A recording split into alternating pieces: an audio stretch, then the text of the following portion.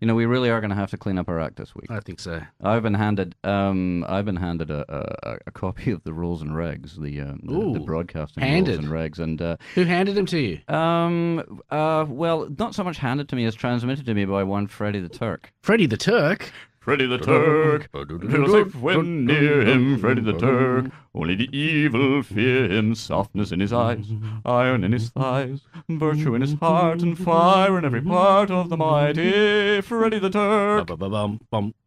Yes, the boss, Freddie the Turk, if you're listening. Freddie boss.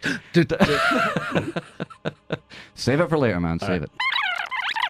It's going to come up any second now. Wait for it. Here it comes. The power of technology. Amazing. No, I'm afraid it's not. All of my files are away. Anyway. Where have they gone to? Jamaica? No, she went of her own accord. Ba-boom. So we're doing it all without sound effects this week. What sound effect did you want? What sound effect did you want? And we can just fill them in. Let's just go past it. We've got plenty to go through this week. And we're going to have to do it without sound. But fair enough. Anyway, the show must go on, and so it will. We always like to start each and every show with entertainment and movie news from all around the galaxy. This is a bit we call Episode 9, A News Hope. Ba-ba-ba-bum. And it says intro here. Wow. Use the Force. So Gav's going to be filling in for the sound box. This is going to be awesome. I like it. This is Movie Groove Unplugged. And Box Office Mojo reports Paramount's controversial biblical epic Noah opened in first place with a mighty $44 million in the States. I guess there's no accounting for taste. Doing. Yeah. It's not going to get laughter, that's for sure. No. The watery blockbuster has had the fourth biggest opening this year, right behind 300, Rise of an Empire on 45 mil. It's Crow's biggest ever opening in a lead role. It's also easily taken top spot in Australia. Australia, mate. Beauty. Because Aussies love to see Ross in action, even though he's a Kiwi. He is a Kiwi. And in Russia, oddly enough, it's pulled fourth biggest opening of all time. In Russia, darling, really? Yes, which just shows what happened when you put in the effort. Oh! Come on, that's gold. I really miss my rim shot. It doesn't work the same without the rim shot. Did you say rim shot? That's what I said, homie. What? Lucky. But Yep. I didn't say rim job. Oh, I said rim job on the air. Damn it, I said it again. There goes the code again. We might be needing this. We're gonna. Luckily, Freddie doesn't actually have my phone number. That's why the desk isn't buzzing right now. Anyway, for months, the buzz around Noah was that it deviated significantly from the Old Testament story upon which it's based, which is just as well, because apart from the main character being 600 years old, the story is so thin it lasts about 10 minutes and change. So, did Christian audiences show up to see a Hollywood version of one of the most well-known stories ever? A moot point, perhaps. It's not like you need to be one of the faithful to know the story, and the action and disaster elements of the movie also help broaden the appeal. The controversy doesn't hurt either. Lobbyists as powerful as the Christian right demanding that your art be boycotted is pretty much the best free publicity you can get. Yep. It is. How well I remember, there was a painting called, language warning here, it was called, because this is the title of the painting, I'm afraid that I'm going to have to say it if I'm going to tell you the title of the painting, it was called Piss Christ. Pissed Christ. Piss Christ. P-I-S-S. Basically, it was a large crucifix immersed in a vat of yellow liquid, and he took a picture of it. And and everywhere it went, it got massive audiences because people were attacking it with hammers and whatnot. Wow. And I thought it was fairly obnoxious. The artist claimed that he was attempting to humanize Christ. So paint a picture of him on the couch with a bowl of Cheetos. Yeah. Playing poker or something. Something like Hanging that. out. Yeah, with dogs. Hanging out with the dudes. Dogs and Christ playing. Surfing. Yeah. The movie's getting positive reviews with Metacritic.com giving it a relatively strong 68%.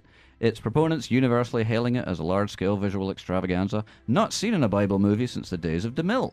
Its detractors picking at a range of niggles, seemingly based on personal tastes more than anything else. The film will be opening in Europe, the UK, South America next weekend, so brace yourselves for the coming of the Lord.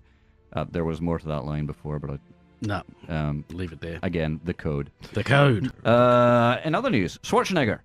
Get to the sausage! In the weekend's other major opener, the Austrian Oak is looking somewhat creaky. His latest action pick, Sabotage, debuting in 7th place.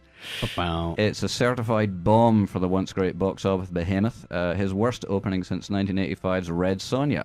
A woeful sword and sandals butt stain. Was tops. It was nothing. Red Sonja was awesome. What? Because Because it was so bad. because it because it had, what's her name, Bridget Nielsen, Yeah. in her younger day. Yeah, Beautiful redhead. she's looking a bit scruffy these days, but back then, not so bad. Anyway, it's a woeful sword and sandals butt stain that Arnie himself decries as his worst movie ever. Apparently, he threatens his kids with it whenever they're, Oh, really? don't go to bed, and I'm going to make you watch.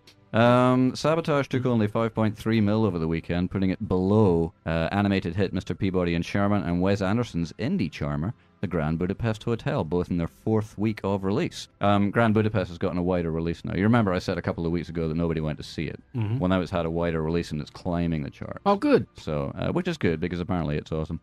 Right. Also besting the Governators' Blast 'em Up was God's Not Dead, the surprise faith-based hit, adding 398 theatres to its release, and as such dropping just 1.5% from its opening weekend. It's a massive success.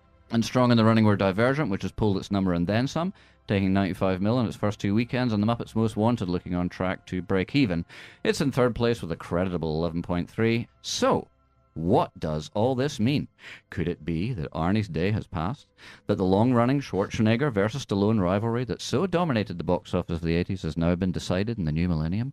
Could it be that the theatre-going public are now more interested in Muppets, mythological menageries, and monotheism than madness, mayhem, and megalomaniacs' minions midsections murderously mangled by a manic macho muscle man with a massive muster of munitions, missiles, mines, and multifarious mumbled mockeries?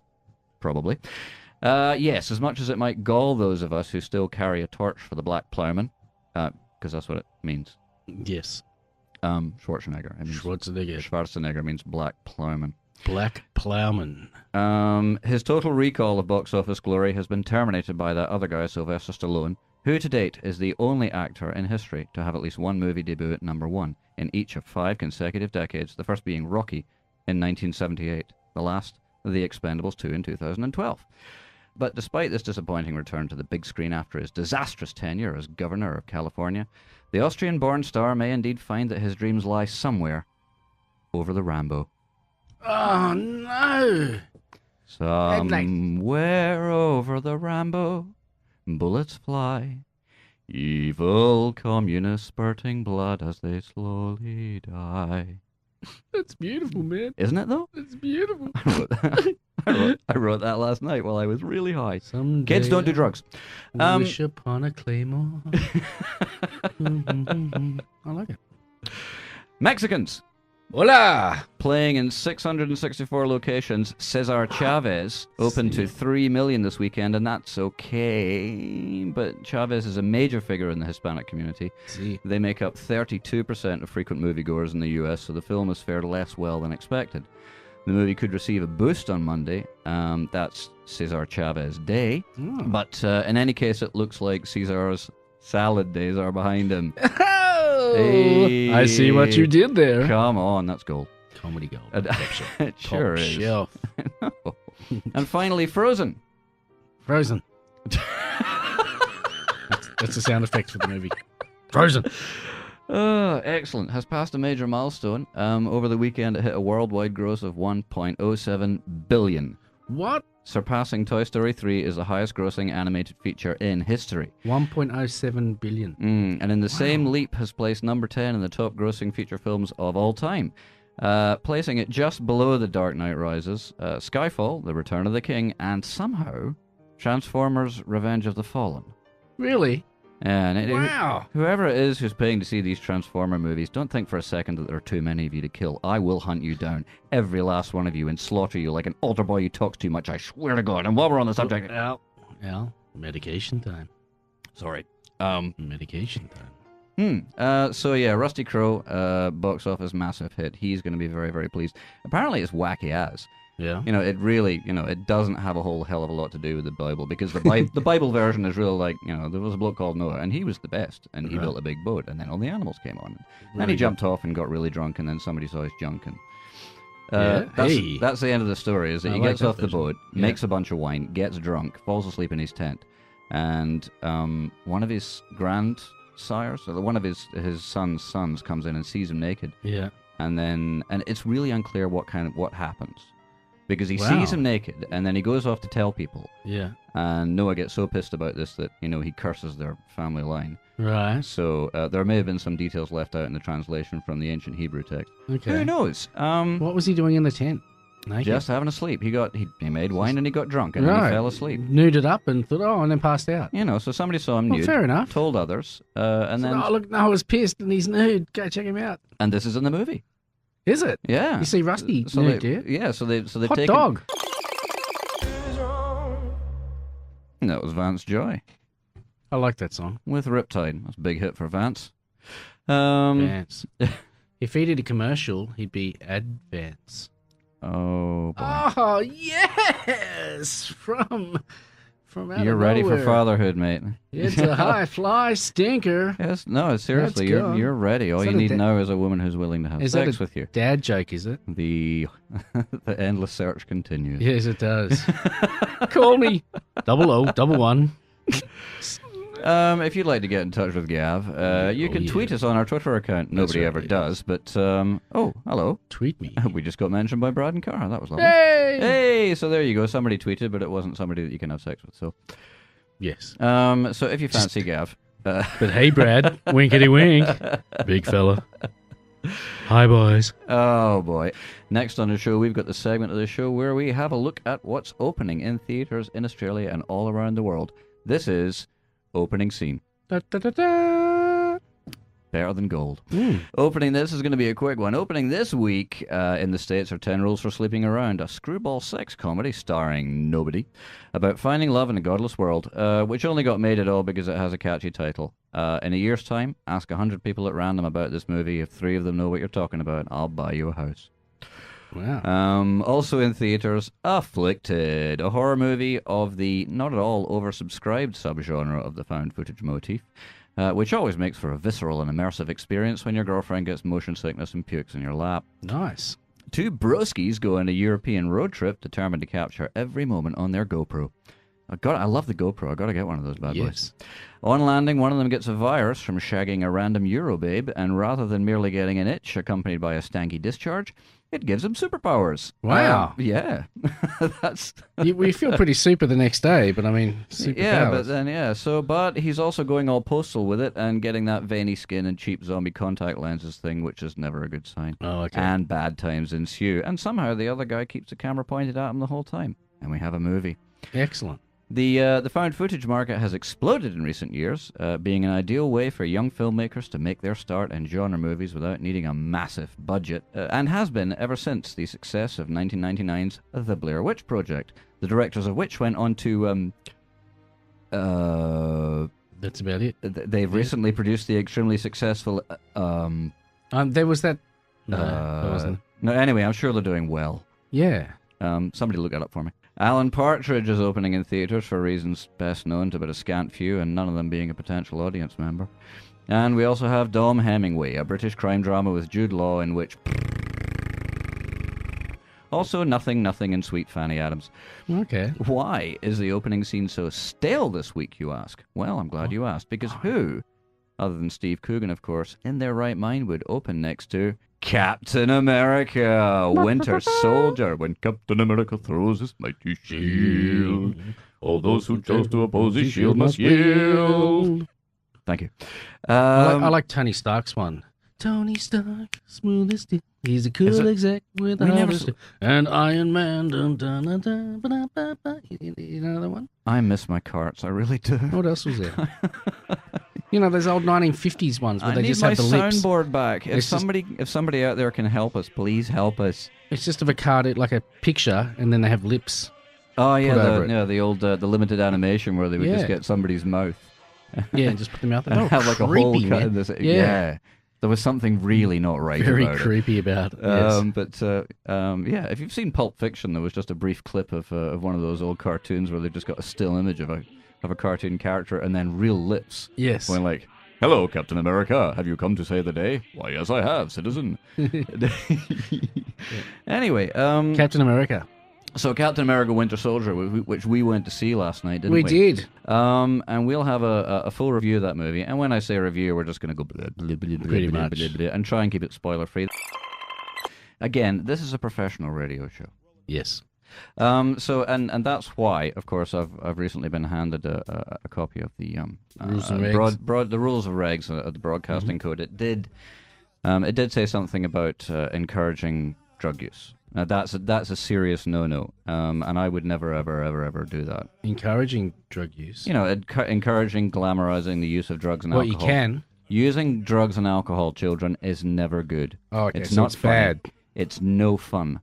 Bad. It's just bad times Why all don't they the have time. like advertising on at sports events though? You know, like the Gav. VB. Gav, stick to the party line, please, Gav. The code says there is no glamour in drinking. Kids don't do drugs.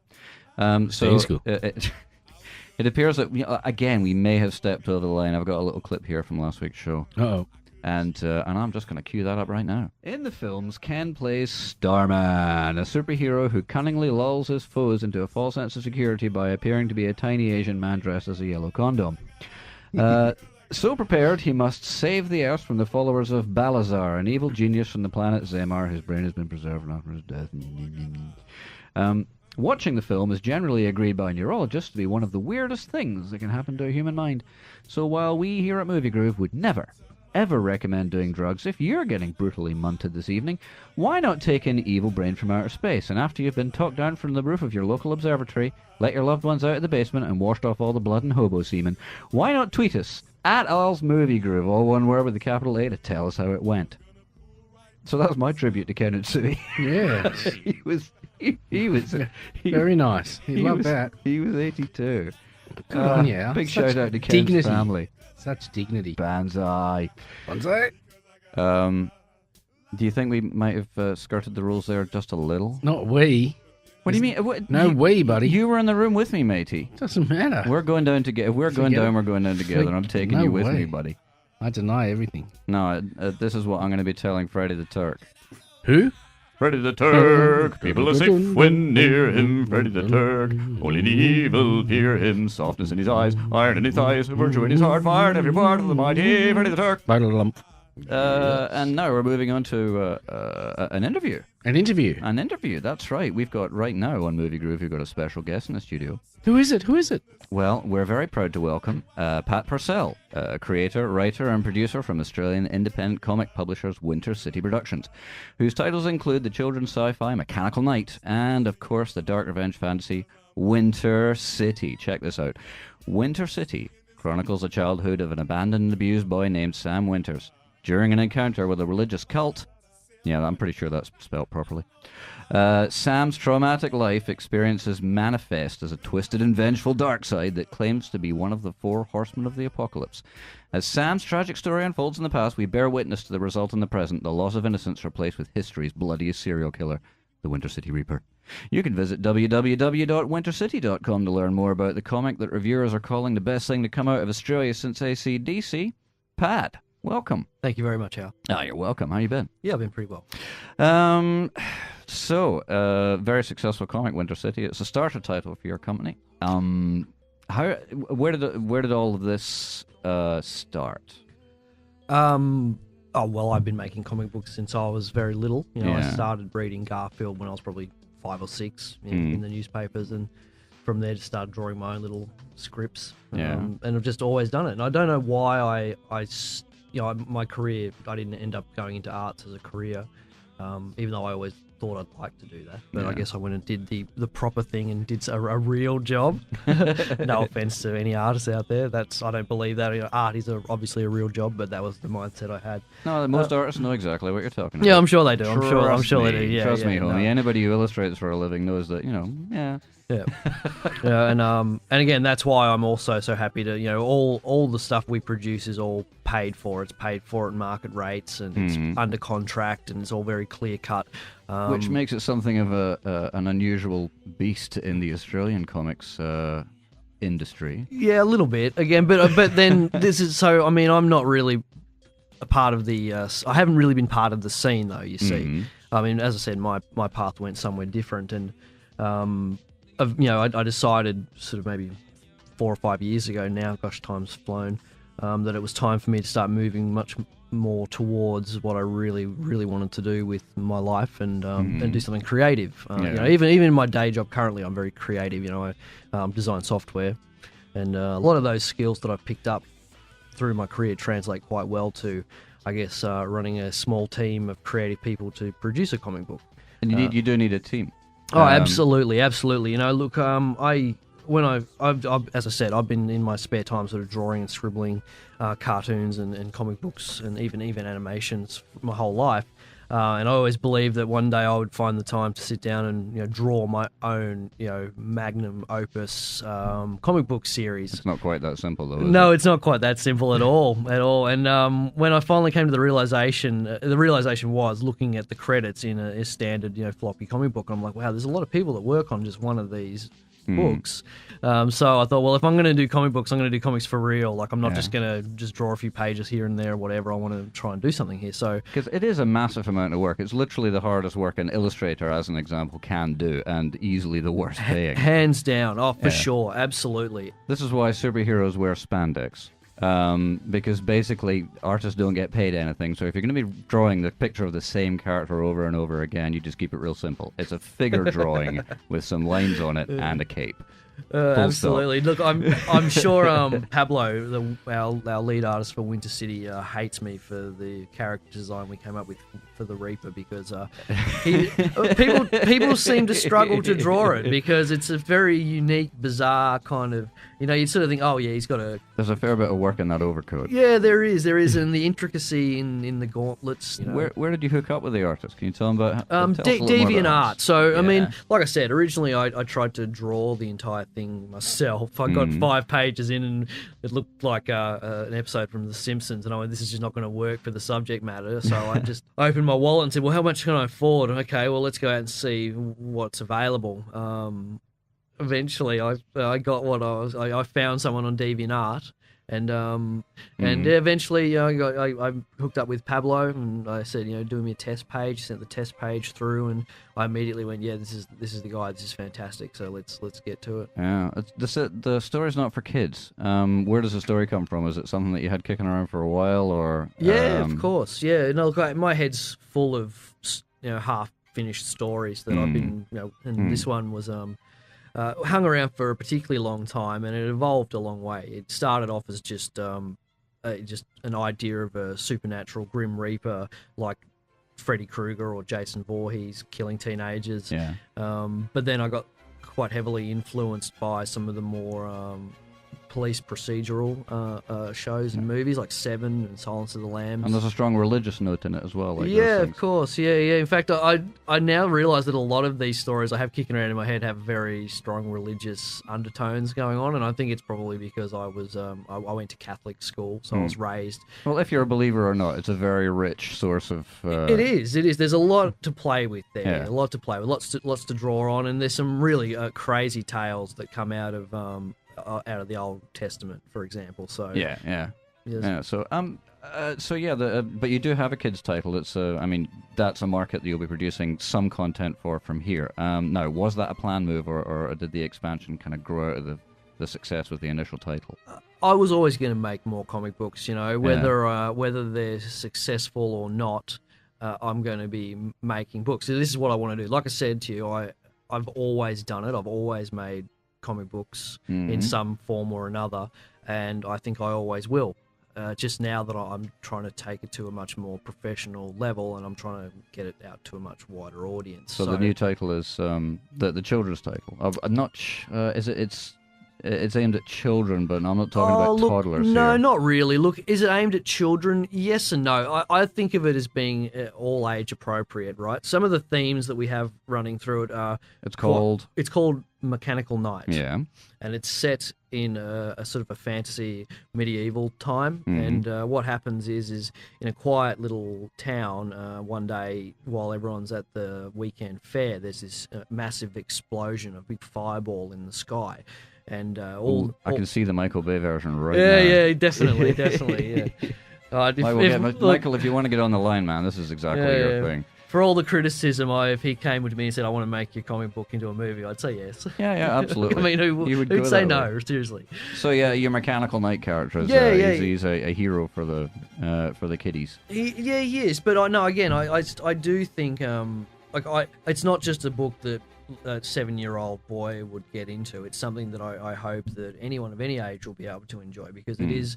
It's got some very serious themes going on. It's got a very grand, broad picture that I'm working towards, and there's a lot of cool action and creatures and technology Yeah. that comes together from it. There is a rich mythology there. Oh yeah, cool. Oh well. So that's Mechanical Knight and also Winter City. Pretty much the best quality comics that the Australian indie scene has to offer at the moment, and that's not me, blowing smoke up the arse of my guest here. It just is. There's a lot of great titles coming out now. There are some though. great titles coming out. When we first launched Winter City, there wasn't a lot going around, but since then, it's just has been amazing. And I think it's going to lead. Very soon we're going to start moving away from just being a little independent comic book scene in Australia, and we might actually start developing an actual comic book industry. Well, we're not there yet. I was going to say, there's been a real resurgence in the last few years after the whole thing all but disappearing in 1996, and for 10 years there was nothing. Yep. At all. So there is a future, in your opinion? I think so, and I think a brighter future then is possible. But of course, it depends if all the elements come into play. It would be nice if we could get a little bit of funding from maybe the government even to start.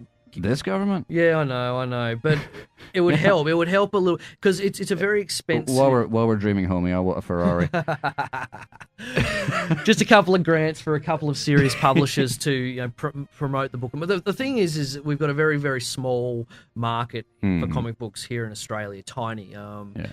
And the people that do buy and read comic books here really only support North American comic books, which is very unfortunate. Now, part of that is because they just don't realise there are good Australian books, and the other part is in the past, the quality of Australian books hasn't really been that high. And when you're looking at the shelf at a $7 independent Australian book that's black and white and not amazing, and an incredible Spider-Man, one of the best artists in the world, full colour, $4, it's a no-brainer decision for a consumer. Well, yeah, it's like, you're presented with a Holden Commodore, a fine automobile, and up until recently Australian-made, or a BMW.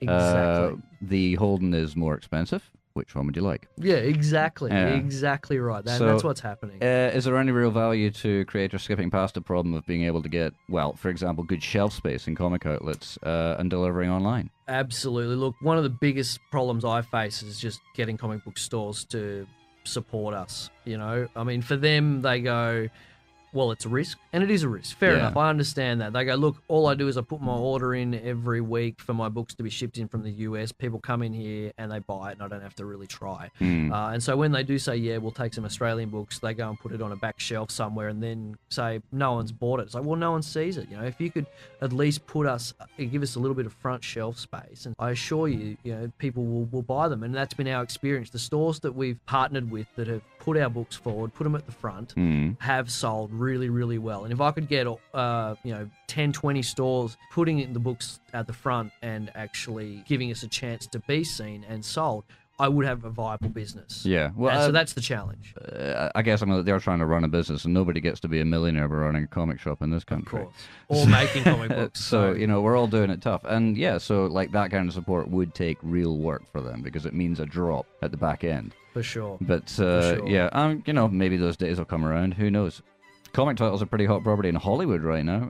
We've seen success from Marvel mainstays and less well-known titles like Kick-Ass and I, Frankenstein, one of which was a really great movie, and the other one was a massively disappointing turd, but locally produced. Yes. So there was that. Are there any hopes for a Winter City movie? Oh, look, I would love to make a Winter City movie, but I need to finish the comic books first. So it's a 12-part series. We're finishing up the 8th issue now. Are you listening, Weinstein? I wish. It would be wonderful. Look, maybe, once I've got the 12 finished and we've wrapped up the story and we've got a big conclusion to it all. Harvey likes gotta have a love interest. It's no good if he doesn't have a love interest. His girlfriend died. She could come back to life though. Oh, anyway, and just one last thing. I want to give a shout out to you've become part of a comic-based charity as well. Yeah, sure. Yeah, a friend of mine, Ben Shackelford, is starting a charity called Comics for Cause, and the idea is to get some of the big-name cosplayers to dress up as superheroes to go around to hospitals and see sick kids and give sick kids free comic books. So where can we go to support that? I mean, do you actually have to physically send comic books into it? It's a bit too early to say. It's only just sort of fallen out of. It's all just starting to come together. We've got there's a name for it. There's a Facebook page. All right, well, Comics for Cause. I know that if you're listening on your computer, I know for a fact that you got your Facebook open, not your Twitter account, of course, but you do have your Facebook open.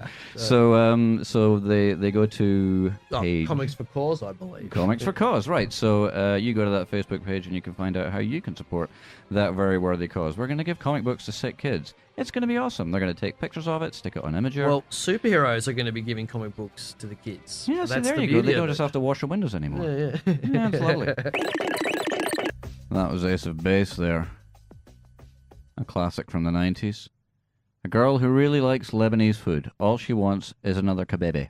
Gold. Thank you. Not. It's not even bronze. Not even copper. Not even lead. Nickel. Yeah, see, tin. that's the second or third time you've used that bit, and you're spooning crap on me. What? If you think that's gold, suit yourself. Like you tweet in. Yeah, you do some work. You bring in a gold? running sheet. Was that gold.com? Yeah, tweet us to tell us if you think that my Ace of Base joke was no good, or if it was gold, or whether it was brass. Tweet us right now. If you don't, I've got a Coldplay track here. Uh-oh. And I will play it if we don't get tweets. He's going to do it. There'll be an uncoupling. I've got Robin Thicke, and if I scroll down fast enough, there's going to be a Justin Bieber number there somewhere. I am not kidding, people. What about Laura Jones? I want to see tweets. I know you're sitting in front of your computer. Each week, we breach the veil between worlds as we look at events of the future in theaters across the globe through the terrifying wormhole of the Event Horizon. Horizon. That just gave me chills, man. That was quality. Are they multiplying? So, anyway, professional. We've got Turtles on the hob. Turtles? Turtles. Right. Yeah. Paramount Pictures has released the first trailer from the upcoming Michael Bay produced reboot of Teenage Mutant Ninja Turtles, starring Megan Fox and William Fichtner. Megan Fox, an actress whose name requires but a single letter change and it gives a precise description of her best and only career strategy. Is it like Courtney? Is it like Courtney Loves Cox? No. What's her name? Began Fox. She started out as a foxy lady. What were you thinking? No, yeah, well, that makes perfect sense to me. Yeah, anyway, she and Michael Bay have apparently kissed and made up after she was fired by exec producer of the Transformers trilogy, Steven Spielberg, for comparing Michael to Hitler. Wow. Spielberg has a bit of a sore point about the other N-word, but Bay is clearly willing to let bygones be bygones. What were you going to say? You were going to say bygones. Something else then. The film is directed by Jonathan Liebsman, director of such gems as Wrath of the Titans, Battle Los Angeles, and Texas Chainsaw Massacre, The Beginning. That's a terrible title. The Beginning. So if he does bring the same energy and poise to Turtles as he did to those, then this promises to be the hyperkinetic, disjointed, and horribly dull dreck that Michael Bay is known for. You really slammed the Bay, don't you? I hate the Bay. I really do think that his career, like he's literally the beast with 7 heads that climbs out of the ocean and. Wow.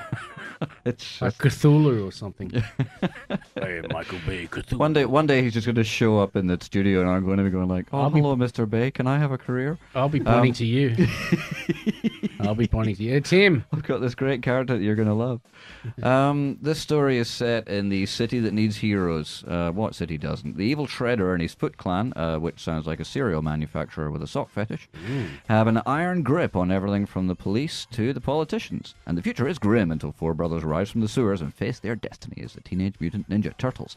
The Turtles must work with fearless reporter April and her wacky cameraman sidekick Vern to save the city and stop Shredder's diabolical plans. So, the plot may be too difficult to follow for those who've suffered a severe stroke or any of the bacteria clinging to theatre floors. And in news just to hand, Gav. Thank you. Turtles producer Michael Bay has sent a new video to the White House detailing his plans to destroy cinema and all those who hold the art form dear. The CIA have reported the capture of a handful of Bay's lieutenants, but the cadre leader himself has managed to slip the dragnet yet again. Interpol reports his last known whereabouts is somewhere in North Korea, but government officials of the hostile state deny that this is so. Michael Bay is not welcome in the repressed prison state of North Korea, the regime announced earlier today. Even we have our standards. Teenage Mutant Ninja Turtles comes to theaters on August 8th, 2014. God help us all. What do you think? You a fan of the Turtles? I was when they were a comic, and then they, when they came out with the cartoon, it was like, oh, they've all got different colored bandanas. I don't like it. And that was it. Yeah. So that's what I jumped off, is Didn't when they they always- actually started introducing all the things that people now think are cool about it. Right. Like Michelangelo going like, whoa, bodacious dude. Bodacious. I'm a party dude. It And I've is. got an orange bandana. And I'm like, this is just, I'm a party dude. He was a dude. party dude. Yeah, but it was just, I mean, the 90s, they always did that really painful, oh no, bodacious party dude. Party dude, let's do let's a white roll." boy rap, dude. Yeah. So, I think it jumped the shark long ago. Right. But the comics were great. Yes. Anyway, speaking of comics, because this is an all comics edition, we're moving into Darkness. Justice League. Could we be getting a Justice League announcement soon? Well, this little item appeared in this weekend's New York Times, so that's a hot source. Warner Brothers CEO Kevin Tsujihara said the following concerning Justice League. As for DC Entertainment, cross-studio collaboration to make better use of its comic book characters appears to have accelerated considerably. 2 new television shows are coming to the CW and Fox, including the one based on The Flash. We saw a picture of that last week. Remember that? And another on a young Batman. And a film series will be announced in the near future, Mr. Tsujihara said. It is expected to include a Justice League movie. What a massive surprise. Underscoring this aggressive approach to DC Comics universe, Warner have recently moved the studio's untitled Batman vs. Superman movie to a release date in May of 2016, previously claimed by Marvel for one of its own films, and this has created an industry dust-up. Marvel retaliated with a date change of its own, but the move sent a blunt message. Warner takes a backseat to no one. Presumably he means from now on, Yes. because the movies have been arse. Are we allowed to use that word? They've been shite. Shite. We're allowed to say shite. A We're not allowed to say. steaming bowl of... We're allowed to say shite, but not the other one, not the shorter version of that word. Anyway, this is all from Freddy the Turk. Who? Freddy the Turk, people are safe when near him. Freddy the Turk, will evil fear him. Soft in his eyes, hard in his thighs, whisper in his heart, far in every part of the mighty ever to look. Got a little... The Justice League movie has been in development hell for some time now. The movie originally went into production back in 2007 with Aussie Mad Max director George Miller at the helm. Production had begun in Sydney in 2008, but a range of factors including the writer's strike caused the project to be put on indefinite hold. Considering the writing quality of what most Hollywood movies are like, one just has to wonder what we get without them. Oh, that's right, we got Heroes Season 3. Hey-yo! Hey-yo! One of the major points of interest for the project was, and still is, the casting of the role of Wonder Woman. Yeah. Miller had a cast of unknowns slated for the movie, considered for the role of the raven-tressed warrioress for model Megan Gale, who had the look. Yep. But the acting chops? No. We don't know. No. Mary Elizabeth Winstead, who later appeared in the Thing remake and was John McClane's daughter in those crappy sequels. And Adrian Palicki, who landed the role in the ill-fated TV version from Ally McBeal writer-producer David Kelly. It lasted 1 episode because it was garbage. Yes. And the role has since gone to Israeli hottie Gal Gadot. Never heard of her. We've had a range of DC movies, some good, Dark Knight, some bad, Dark Knight Rises, and Man of Steel, and we've had Green Lantern, a film so laughably off the mark it's amazing they got the colour of the suit right. So yeah, I may need to listen more closely to that song to find out if there is actually a point to those lyrics. What was yellow? I don't know. You know, It was all... it was all stupid. yellow, and we thusly defeated the Green Lantern. Maybe he was talking about what Bono sees, wearing Bono's glasses. The stupid glasses. Yeah. There's Bono. Perfectly possible. He was looking at you. If you'd like to complain about the quality of the singing on Movie Groove, Don't. why don't you hit us up on the Twitter account? Yes. And, just once would be nice. Liam doesn't even tweet in anymore.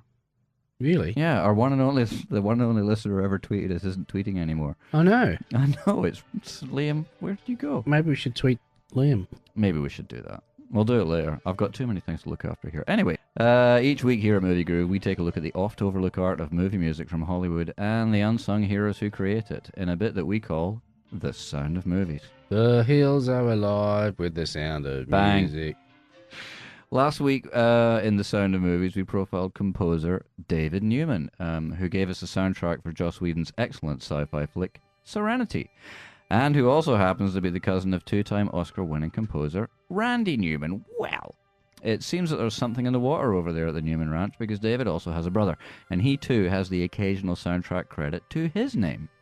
For his work as a screen composer, Thomas Newman has won 2 BAFTAs, 6 Grammys and an Emmy, and has been nominated for 3 Golden Globes, and has a total of 12 noms for the Oscars. Newman was honoured with the Richard Kirk Award at the 2000 BMIs for significant contributions to film and television music.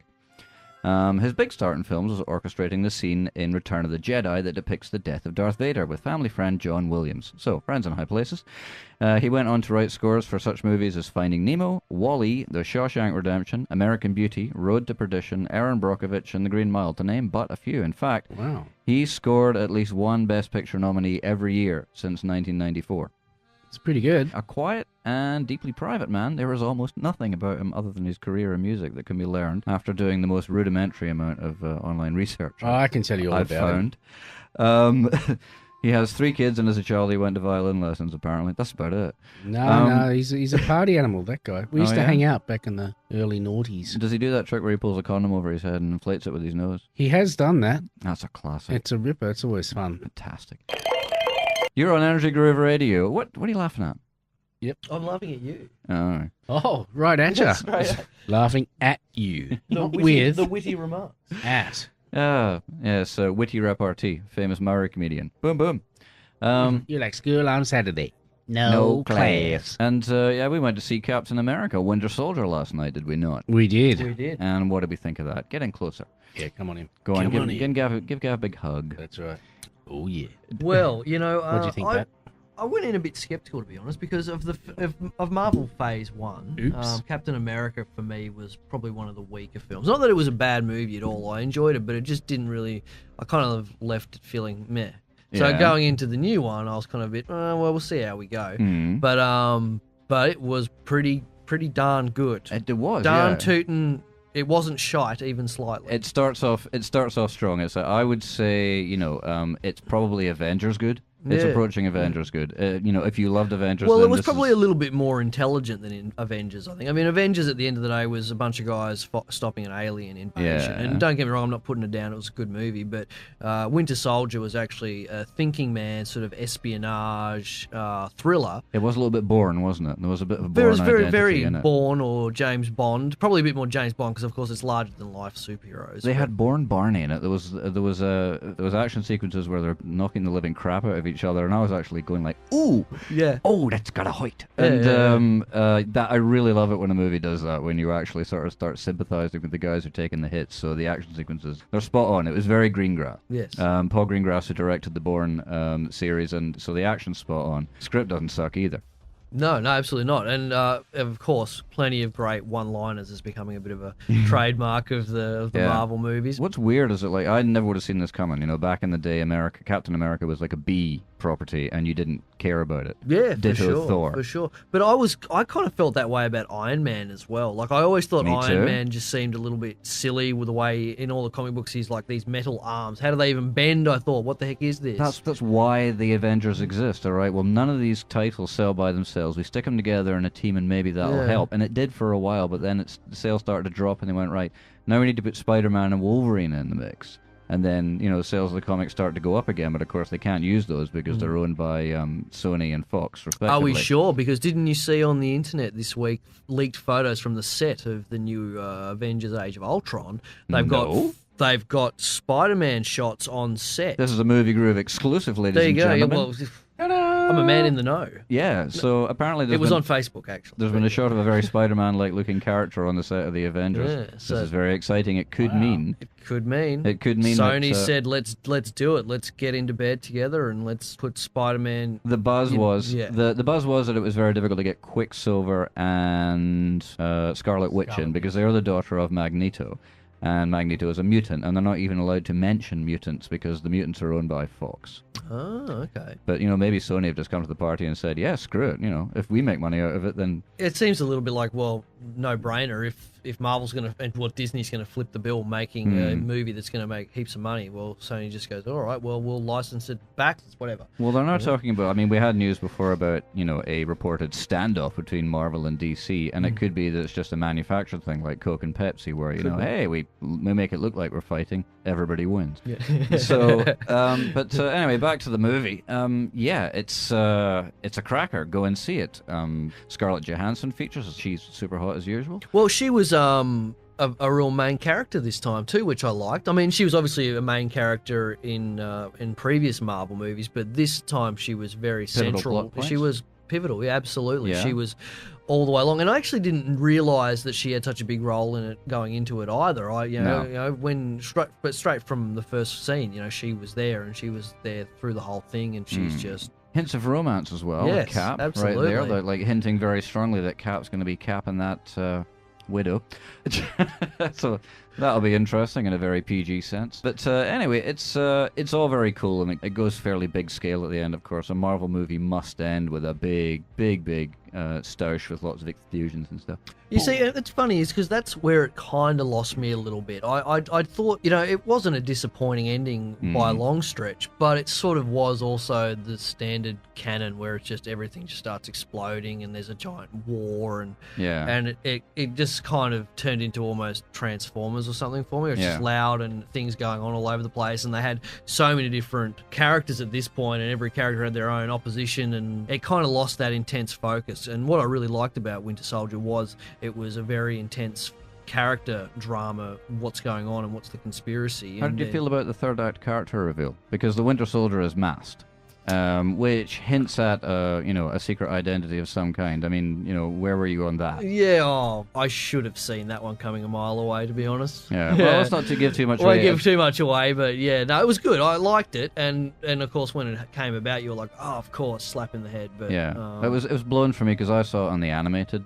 My kids watch the animated series a lot, right. and so they already blew the surprise on Winter Soldier there. So yeah, if you're looking for spoilers, go watch the cartoon or read the comic book. Avengers Assemble. It's a great show.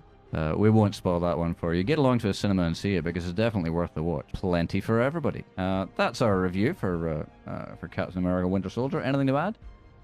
It was really good. Classic Australian film commentary there. It was choice, mate.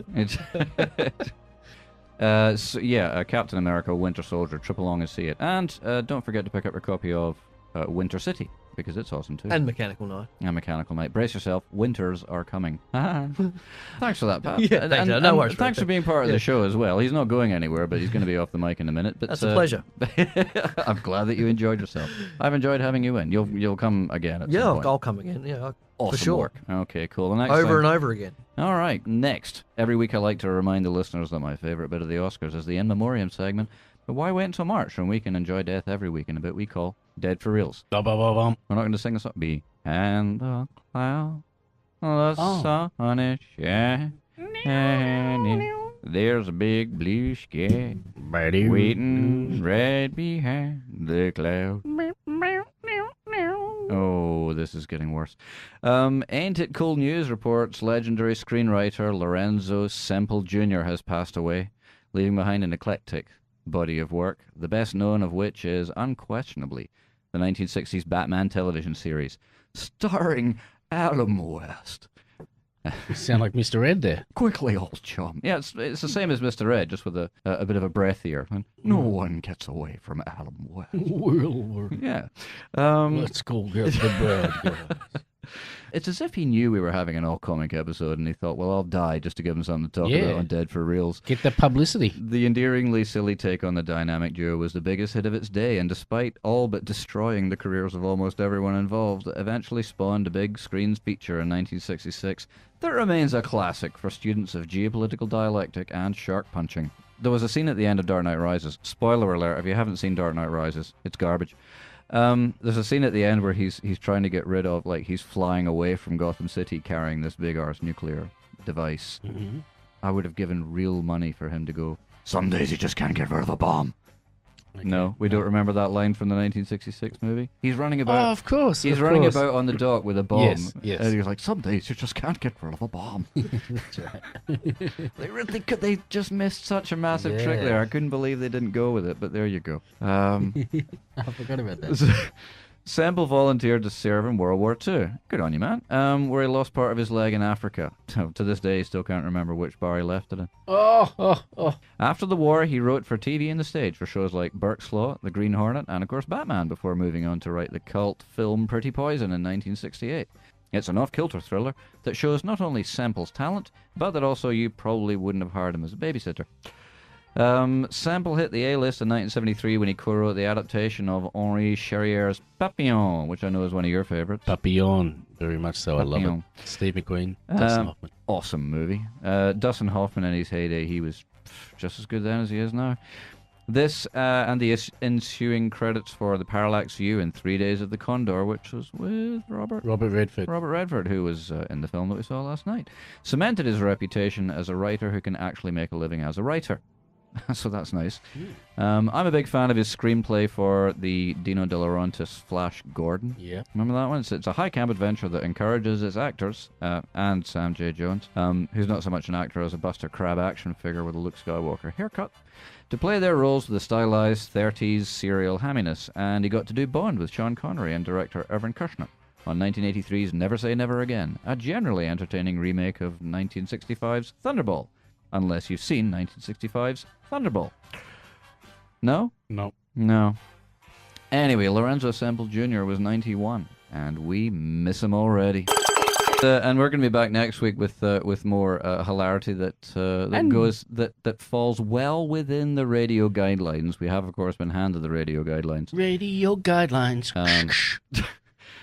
Which state that, among other things, amongst other things that we've done that have kind of skirted the rules, is broadcasting the sound of making love on the air. Oh, yeah. We have inadvertently encouraged people to take drugs. Don't take drugs, not ever. Not alcohol nor drugs. Don't do it. It's boring and it's bad. Stay at school. And there's also there's a bit of a sore point about racism. Oh, Brad. Yeah, I mean this. Okay, so again, we apologize to this listeners. It went clean to air the other week. I can't say sorry enough times for this, but it wasn't me. It was my co-host. He's since been fired, trussed up, locked in a box, and sent to Abu Dhabi, where they will behead him for being much too good looking. That's right. Here's the clip of that event. You can't distinguish the two, can Well, a lot you? of his act Really? is about being mistaken for Eddie Murphy. Yeah, well, And he yells, I don't like being mistaken for Eddie Murphy, exactly the way that Eddie Murphy would yell that exact line. So, but Eddie Murphy's the butt of your jokes now. yeah, Like, so- I know it's getting all very meta. I don't know. Maybe he's a genius, and we're just too dumb to work it out. I've no idea. To be honest, every time I see any of them, Chris Rock, Eddie Murphy, Them. like comedians. Comedians, right? That's what you meant. Oh, I can't pick one of you from a lineup. So they all look the same, is what you're saying. Hastily no. moving on. In a really awkward area. It's not what I meant.